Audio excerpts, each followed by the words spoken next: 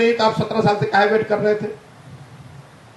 अगर गलत नहीं है ये लोग तो फिर काहे परीक्षा ले रहे हो भाई? फिर क्यों नया नियमावली लाए? ये तो देखिए, चुनाव से पहले आरजेडी ने घोषणा कर दी कि हम शिक्षकों का सब चीज मान लेंगे। बिहार में ये आरजेडी नहीं, 2015 में यही काम भाजपा ने किया था। जो विपक्ष में रहता है वो शिक्षकों को एक झूठा आश्वासन दे देता है कि हम शिक्षकों को नहीं, पूरे समाज को हम आएंगे, 10 लाख नौकरी दे देंगे, हम आएंगे, जितने संविदा कर्मी हैं उनको ठीक कर देंगे, हम आएंगे, शिक्षकों की व्यवस्था ठीक कर देंगे।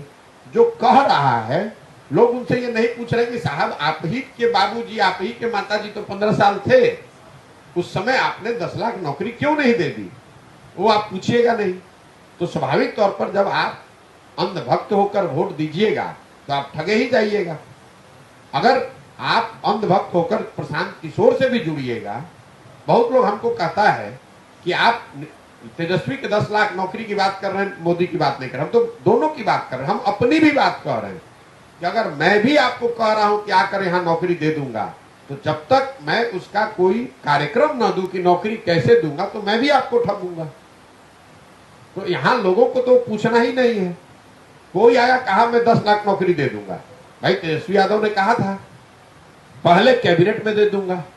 अब आप बंगाल, उत्तर प्रदेश कहां कहां घूम रहे हैं, घूमिए, कैबिनेट हो रही कि नहीं हो रही पहले ये बताइए।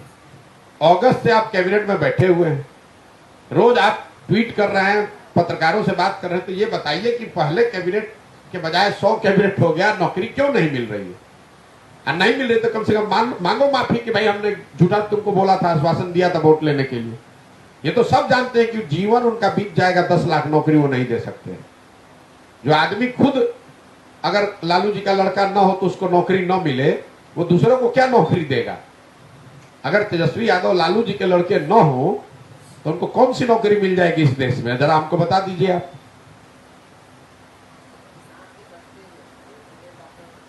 भाजपा की यहां पर हमेशा पिछलग्गू की औकात रही है।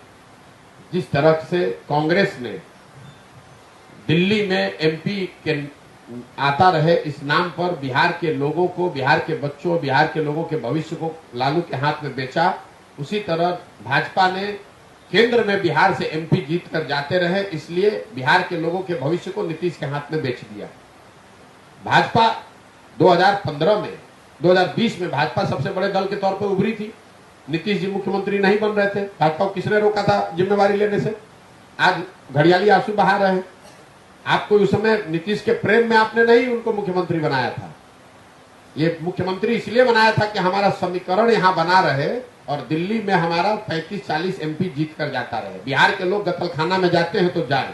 तो जो काम कांग्रेस ने लालू जी के साथ मिलकर बिहार के लोगों के साथ किया, वही काम भाजपा ने नीतीश के साथ मिलकर किया है। दोनों ही राष्ट्रीय दल, बिहार के लोग इनके लिए वोट बैंक और 10, 20, 25, 50 एमपी के अलावा इनके लिए बिहार की कोई इनके लिए नजरिया नहीं है।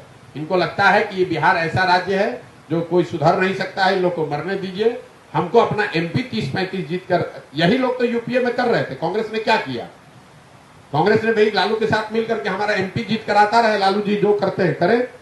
वही काम भाजपा ने किया कि नीतीश जो कर रहे हैं करे, हमको 30-35 एमपी जीत कर बिहार से जाता रहे। यही हम लोग की दुर्दशा का कारण है।